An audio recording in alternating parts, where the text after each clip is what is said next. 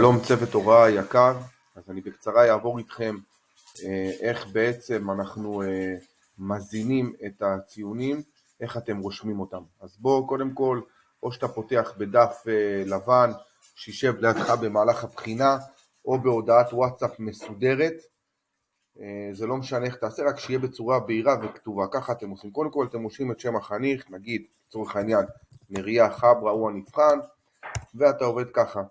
יש את השאלות האמריקאיות, שזה נכון או לא נכון, אין מה להתבלבל. אז נגיד יש במבחן, בחקלאות יש 12 שאלות אמריקאיות, אוקיי? אז אתה עושה שאלה 1, אתה מסמן לא נכון או נכון לצורך העניין, זה לא רלוונטי. השאלות האמריקאיות זה דבר קל. רק עושה את זה בצורה מסודרת, אתה רושם שאלות אמריקאיות,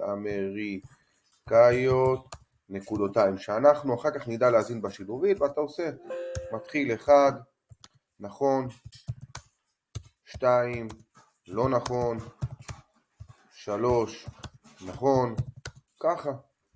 סיימת את כל השאלות האמריקאיות שאמרתי לכם, זה 12 שאלות, עכשיו אני לא ארשום את הכל וכו'. אתה מגיע לשאלות הפתוחות. שאלות פתוחות, קודם כל אתם עובדים לפי ההוראות של הבגרות, יש בחירה, יש דרך איך עושים את הבחירה, זה כתוב בבוחן עצמו, אתם עובדים לפי השאלות המסודרות. עכשיו לצורך העניין, החניך הצדיק נריה חברה ענה על שאלה מספר 1. בשאלה מספר 1 יש 3 סעיפים. אני לא צריך שתרשום לי את כל ה3 סעיפים. במבחן עצמו, בואו ניקח לדוגמה, אני אראה לכם אפילו מבחן משנים קודמות, תסתכלו. אוקיי, בואו נפתח מבחן אחד לדוגמה. במבחן עצמו, תראו, זה דוגמה, ניקח את שנה שעברה, הכי קרוב אלינו. אוקיי, תסתכלו, תראו, לצורך העניין, נגדיל לכם את זה קצת, תסתכלו, זה כמו שאמרנו, האמריקאיות, 12 שאלות אמריקאיות שהן חובה, עושים את הכל, חלק השני, זה לדוגמה שאלה פתוחה, אוקיי? בשאלה הפתוחה יש לך כמה לשאלה, הוא אומר לך 15 נקודות לשאלה. אתה מסתכל על זה. מפה אתה הולך, אני בעזרת השם ידפיס לכם את הדף הבא, זה הדף שאתם רואים, זה נקרא המרת נקודות לאחוזים, סולם נקודות.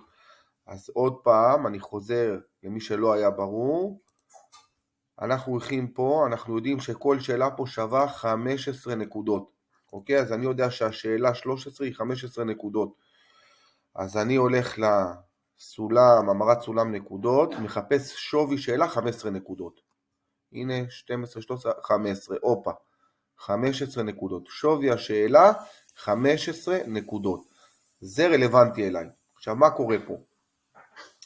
אתה בחנת את הנער הצדיק והמתוק, לצורך העניין נריה חברה, בוא נלך אליו, שאלה 13, הנה אני רושם, שאלות פתוחות, שאלה 13, נריה חברה מתוך 15 נקודות, ענה בשאלה א' הוא ענה 4 נקודות, פה ענה עוד 4 נקודות, ופה גם 3 נקודות, אז 4 ועוד 4, 4 ועוד 4, יוצא לנו 8, 8 ועוד 3 יוצא לנו 11, אוקיי? הוא השיג 11 נקודות מתוך 15. איך אני ממיר את זה לאחוזים? פשוט מאוד. הולך לסולם, שווי השאלה 15 נקודות, מחפש 11 נקודות, נתן לי. 11 נקודות שווה 73%. ואז אני הולך לפה, לדף שלי, שאני אמור להגיש אותו לבן אדם שמזין את הציונים בשילובית, ורושם שאלה 13, הוא גזר 73%. בבם, הלאה, עובר שאלה הבאה, שאלה 14 וכו'. ככה אני מתקדם. אני מחשב את הנקודות כל פעם, ואז אני הולך לסולם הנקודות, פה אני כבר יודע שהשאלות הן בשווי 15 נקודות, ואני ממיר אותם על פי אחוזים שמופיעים לי בטבלה. אני בעזרת השם מדפיס לכם, זה 2 דפים, אתם רואים יש גם שאלות ששוות 21 ו-22 נקודות, כמובן לא כל הסולם הוא רלוונטי אלינו, רלוונטי אלינו על פי הניקוד שיחולק בבגרות, תעקבו על זה, תהיו על זה, אני אדפיס לכם, יביא לכם את זה שזה יהיה לידכם. מה קריטי לנו?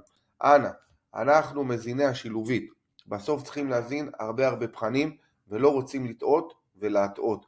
חשוב מאוד שזה הדף הזה, או שאתם רוצים לשלוח אותו בוואטסאפ, או שאתם רוצים להגיש אותו בכתב שלכם, שהוא יוגש בצורה ברורה, שם התלמיד מסודר, השאלות האמריקאיות, השאלות הפתוחות, כל שאלה פתוחה, איזה שאלה פתוחה, כמה אחוזים הוא עשה, כדי שאנחנו אחר כך נשב בסוף היום מסודר, ונזין את זה בצורה טובה ואיכותית. שימו לב, גם במבחן בחקלאות, גם בבגרות יש שאלות בחירה, לא צריך לעשות את הכל. איך תדעו מה בחירה, מה הוא יכול לבחור, איך הוא בוחר, יש הוראות מדויקות בבגרות עצמה. בסדר? אם יהיה משהו לא ברור, כמובן אני אהיה. מי שלא הבין בסרטון איך בונים את הטופס של התשובות שאתם צריכים להגיש לשילובית, מוזמנים לפנות לרב ישי. אני פחות נראה לי יהיה זמין, כי אני צריך לתכלל את הכל. הרב ישי יישב בפרטי, בדיוק 5-6 דקות של הסברה. שיהיה לנו בהצלחה, בעזרת השם יתברך, נעבור איזה